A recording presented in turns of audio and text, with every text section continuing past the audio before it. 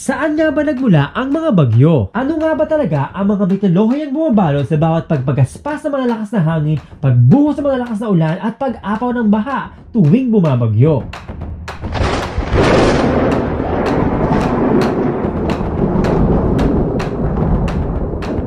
Let's learn more about the mythology surrounding typhoons in the Philippines. Pero wait lang, if you do not speak or understand Tagalog, make sure to turn on the captions below for the English subtitles. Or you can also comment below if you would like to see a full English version of this video. Now back to our topic.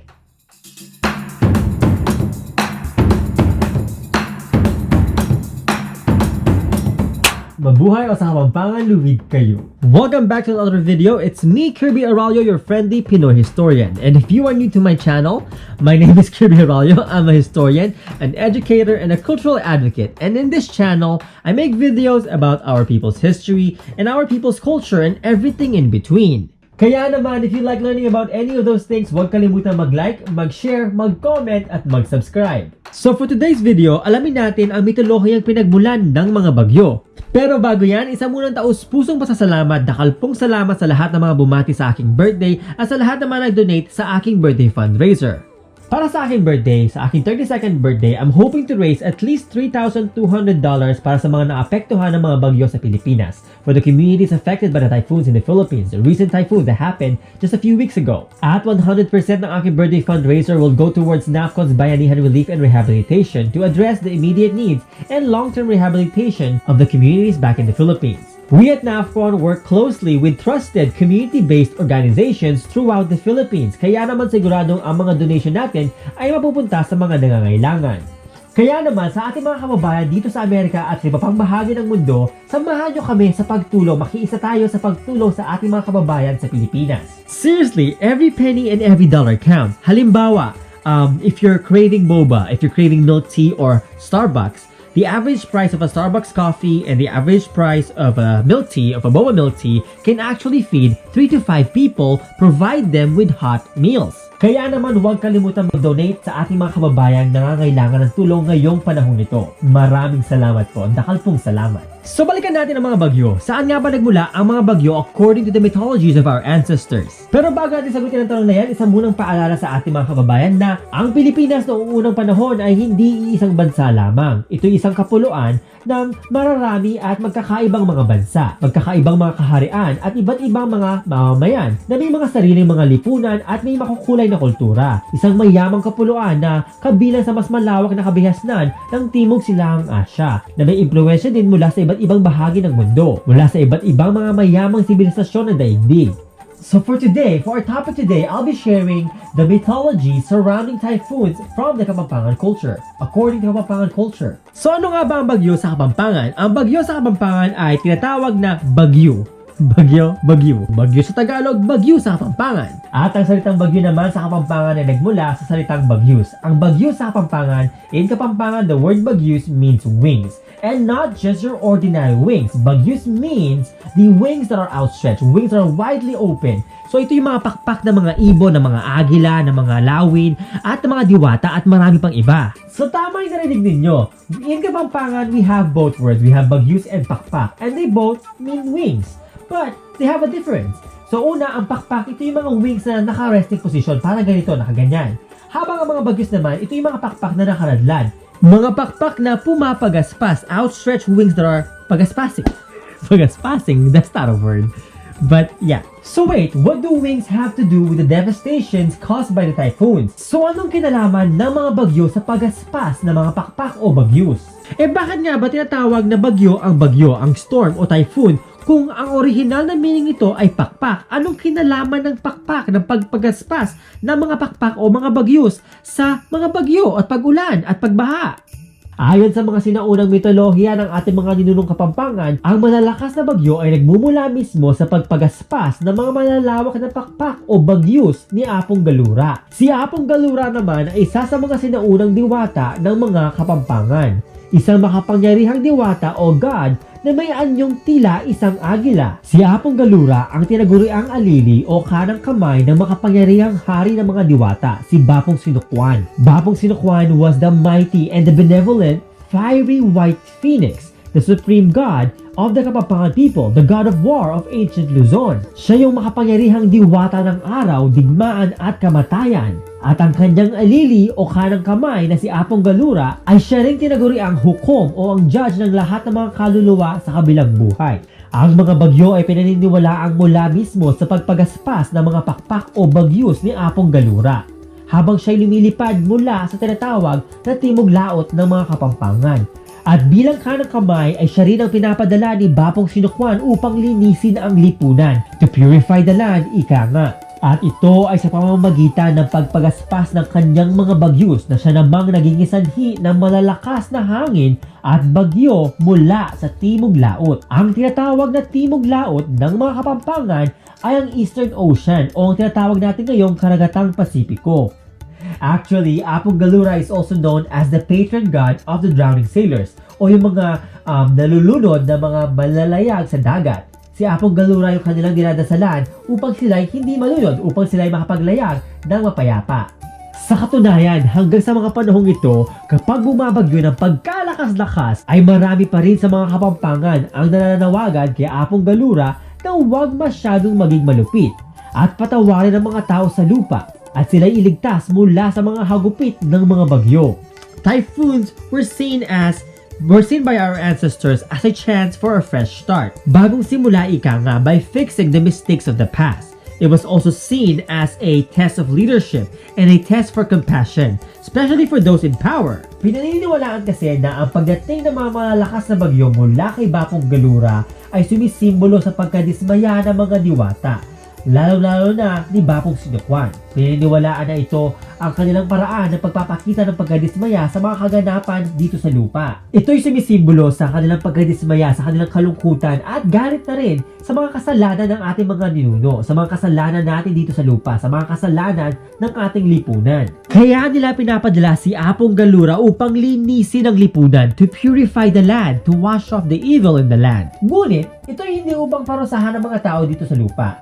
Ito'y upang mabigyan tayo ng bagong pagkakataong makapagsimulang muli. Upang bigyan tayo ng pagkakataong matuto sa ating mga pagkakamali at iwasto ang ating mga kasalanan. Ang mga bagyo kasi noong unang panahon ay, at gayon na rin ang mga pagbaha na dulot ng bagyo, ay hindi mga delubyong hatid ng katapusan ng mundo, kundi ito'y mga mahalagang pagpalit ng panahon na siya namang nagbibigay daan sa pagsibol ng bagong kinabukasan. Ito'y mahalagang bahagi ng cycle ni Inang Kalikasan. Noong unang panahon din kasi ay may malalim at matibay na ugnayan at relasyon ng ating mga ninuno sa ating Inang Kalikasan. Pinangalagaan nilang mabuti ang ating kapaligiran, minahal nila at ginalang nila ang ating Inang Kalikasan. Ito'y malayong-malayo sa ating lipunan ngayon kung saan tayo mismo ang lumalapastangan sa ating Inang Kalikasan. Kung saan sa halip na sagipin natin ang ating kalikasan, sa halip na linisin natin ang ating kapaligiran, ay tayo mismo ang sumisira dito. At kung tutuusin, kung isipin natin mabuti, ay may kaugnayan ang ating paglapastangan sa ating Inang Kalikasan sa paglala ng mga dilubyo. At ito'y ayon na rin sa science o agham, dahil may koneksyon naman talaga ang pagkasira ng ating kalikasan sa paglala ng mga dilubyo, sa paglala ng mga bagyo, sa pag-apaw ng mga mas malalang mga baha. Ang lahat ng ito'y dahil sa ating kapalpakang arugain ng ating Inang Kalikasan. At ito hindi lamang sa Pilipinas kundi sa buong mundo. But sadly, the Philippines has been one of the most devastated countries when it comes to climate change. Kaya naman baka tamang ating mga ninuno sa kanilang paniniwala na ang pagdating ng mga malalakas na bagyo ay isang senyales na dapat tayo magbago, na dapat nating itamang ating mga mali, na dapat nating linisin at ayusin ang ating lipunan. Dahil panahon na nga upang ayusin natin ang ating pagkalinga sa ating Inang Kalikasan, upang baguhin natin ang ating mga maling ugali na sumisira sa ating kalikasan, bago pa mahuli ang lahat. At tayong lahat ay may mga bahaging ginagampanan sa pagkalinga sa ating Inang Kalikasan, lalo-lalo na ang mga taong makapangyarihan na nakaupo sa pwesto. Kaya naman bago pa mahuli ang lahat, bago pa maging katapusan na nga ng mundo, ay ayusin natin ang ating pagkalinga sa ating kalikasan, sa ating kapaligiran. Dahil sa bandang huli ay wala naman talagang silbi ang mga pera at yaman kung ang kapalit nito ay ang pagkasira ng ating kalikasan, kung ang kapalit nito ay ang pagkagunaw ng ating mundo. Kaya naman tayo magkaisa at kumilos upang sagipin ang ating Inang Kalikasan. Hindi lamang para sa ating henerasyon ngayon, kundi para sa susunod pa mga henerasyon, para sa magandang kinabukasan ng ating mamamayan. Pero teka, balikan muna natin si Apong Galura. So Apong Galura was not exclusive to us Kapampangans. Apong-galura is actually none other than the Hindu-Buddhist god Garuda. And Garuda can actually be seen in many symbols that represents different countries gaya ng India, Myanmar, Thailand, Cambodia, at Indonesia. In fact, Indonesia's national airline is also called Garuda Indonesia. And in Japan, Garuda is also known as Karura. At gaya rin ng ating mga kambayang Maranao, they also have Garuda in their mythology. They believe that Garudas were this race of creatures that dwell beneath the sea. And if you go to Thailand, you'll see Garuda everywhere. It's part of the national symbol. It's actually the symbol of royalty. You'll find it in their money. You can find the statues and images of Garuda everywhere in their Buddhist temples. In fact, maging sa bangka ng kanilang mga hari in the royal barges, Garuda is actually the figurehead. In other words, Garuda can be found everywhere, from India to Japan, to Thailand, to Cambodia, to Myanmar, to the Philippines, to Indonesia, to Malaysia, to Singapore, and many more. The mythologies of Apong-galura reminds us of our rich and colorful Hindu-Buddhist past that survives to this day. In fact, ang salitang galura ay nagsusurvive pa rin sa ating modernong lipunan bilang isa sa mga tradisyonal na apelido o last name ng mga Kapampangan, ang galura. Kaya kung ikaw ay isang Pilipino na may apelidong galura mula sa gitnang Luzon, ay may koneksyon ang iyong ninuno sa paniniwala kay Apong-galura, sa mitolohiya ni Apong-galura, sa makapangyarihang diwatang si Apong-galura. Actually, yung aking kalis o keres o kris na pinakita ko dati ay may nakaukit din ng Garuda o Apong-galura kasama ang kanyang mga kapatid na Nagaraja o ang mga Dragon Kings na sila namang pinaniniwala ang mga diwatang hari ng karagatan. Sa kulturang Kapampangan din at gayon din sa iba pang mga bahagi ng Timog Silangang Asya, ang dakilang ibong kumakatawan kay Apong-galura ay walang iba kundi ang mga agila. Lalo-lalo na ang pinakamalaki sa mga ito, ang pinakamalaking agila sa buong mundo, ang The Philippine Eagle.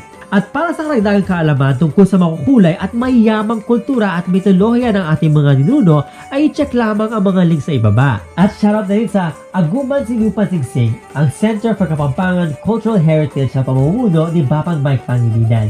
Dakal pong salamat kay Eganaganang gagawan nyo to safeguard and to enrich and to preserve and to teach people about our culture. Dakal pong salamat. At para sa karagdagang kaalaman tungkol sa kasaysayan ng ating mga ninuno ay check lamang ang link sa itaas o sa ibaba para sa iba't ibang mga playlist tungkol sa mga untold histories at colorful cultures ng ating bansa. Abangan nyo na rin ang aking bagong sinusulat na aklat tungkol sa aking mga ninuno ang mga sinaunang Luzones. And as always, let us know in the comments below if you have similar mythologies in your own cultures. Huwag mahiya mag-share ng mga mitolohiya mula sa inyong mga kultura, mula sa inyong mga ninuno.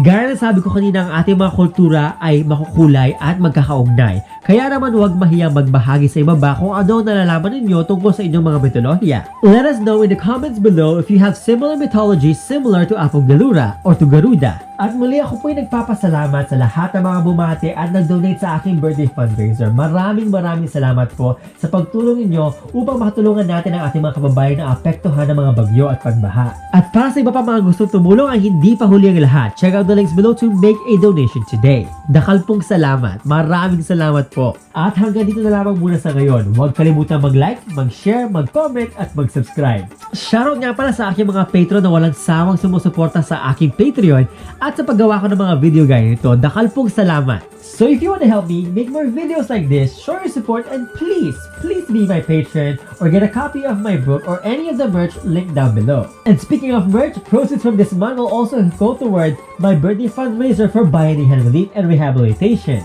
Kaya naman, get your merch today and help our kababayans back at home. Maraming salamat po. Dakal pong salamat. Hanggang sa muli, kita-kits o sa Kapampangan, Mikitix!